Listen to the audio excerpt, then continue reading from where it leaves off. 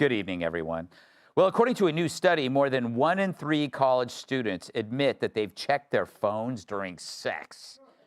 In their defense, many of them were Googling, is Greg Gutfeld really this short? That should have got a better laugh. Recent pictures of Jeffrey Epstein cohort and convicted sex trafficker Ghislaine Maxwell show that she seems to have gained a lot of weight in prison. Sources say she's trying to make it harder to be lifted up to a noose.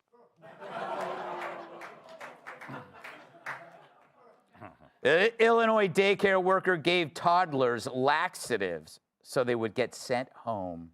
But it's not an uncommon strategy. One woman used to do it all the time to her boss. Oh. Never know what hits. Never know what hits. The World Anti-Doping Agency is investigating if ski jumpers have been injecting their penises with aesthetic filler to increase the surface area to make them fly further. Well, guess who just took up ski jumping? Good for him. Yeah. But the coldness cancels everything out, so I don't get it.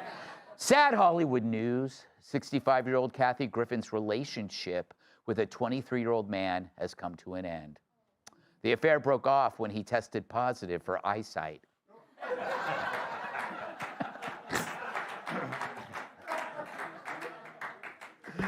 A congressional inquiry is being led by Republicans to determine how Ilhan Omar achieved so much wealth.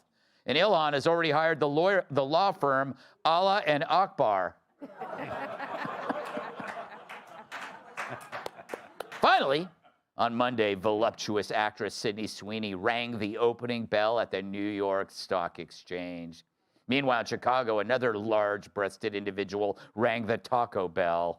That was good. Yeah. All right. So Trump has a goal when it comes to illegals: deport the worst first. You know, murderers and rapists and Bad Bunny. I don't even think that's his real name. But when the reality of the operation becomes inconvenient for the media, they whip out the statistics. The president says agents are going after the, quote, worst of the worst. But a new government document obtained exclusively by CBS News reveals who exactly ICE is going after, and it's not what we've been told. Here are the numbers. Fewer than 14% of the nearly 400,000 undocumented immigrants arrested by ICE over the past year had charges or convictions for violent crimes. That means roughly 60% did have some kind of criminal charge or conviction, but again, the vast majority were not for violent offenses. Wait a second. CBS says less than 14% of illegals arrested by ICE have a violent criminal record? Oh my, I've been living a lie. Fox News, pack your bags. Those who haven't left already. Of course, these stats are BS. It's CBS's way of redefining crime to make the problem seem much less severe than it really is. So that's Trump's immigration agenda would appear misguided, cruel, and unnecessary. You know, like Trey Gowdy's barber.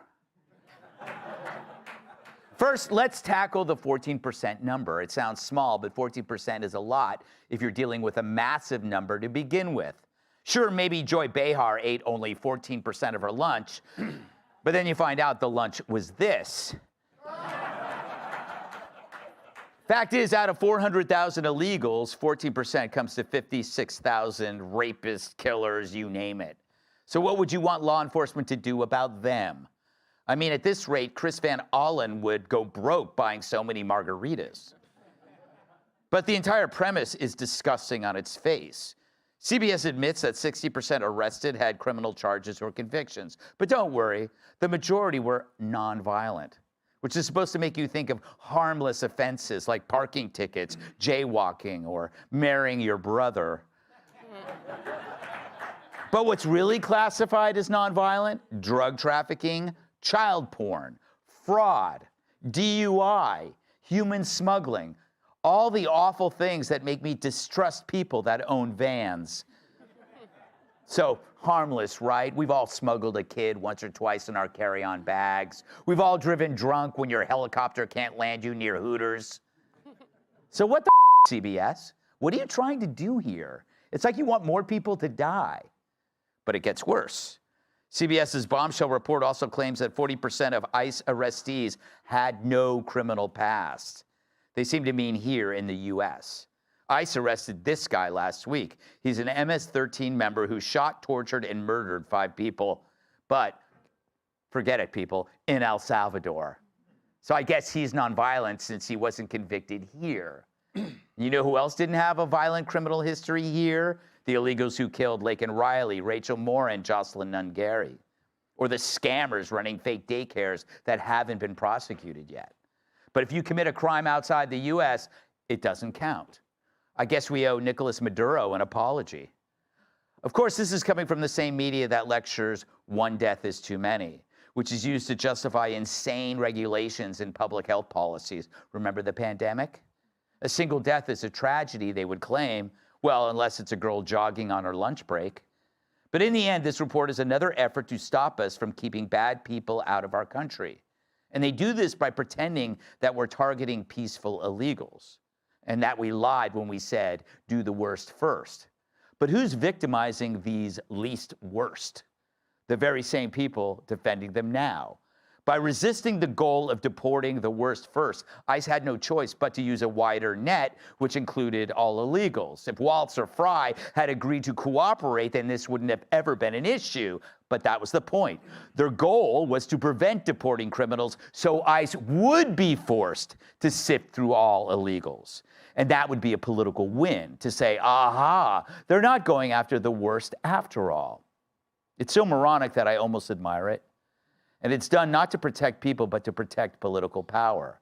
And that allows them to say that a murderous felon came here looking for a better life, when in fact, it was a better knife. Click here to subscribe to the Fox News YouTube page to catch our hottest interviews and most compelling analysis. You won't get it anywhere else.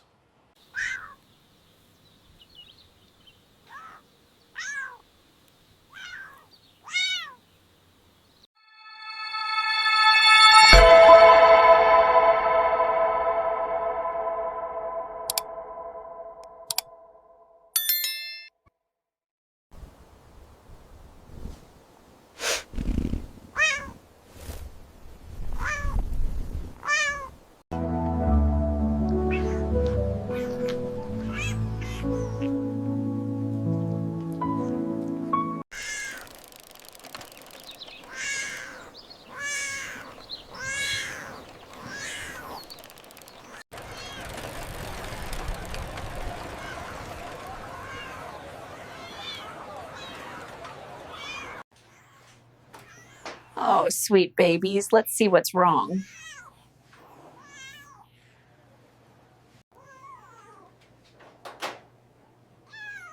It's okay, little ones. Mommy is right here. Oh, hello there, little one. What can I get for you and your beautiful kittens today? Bananas it is.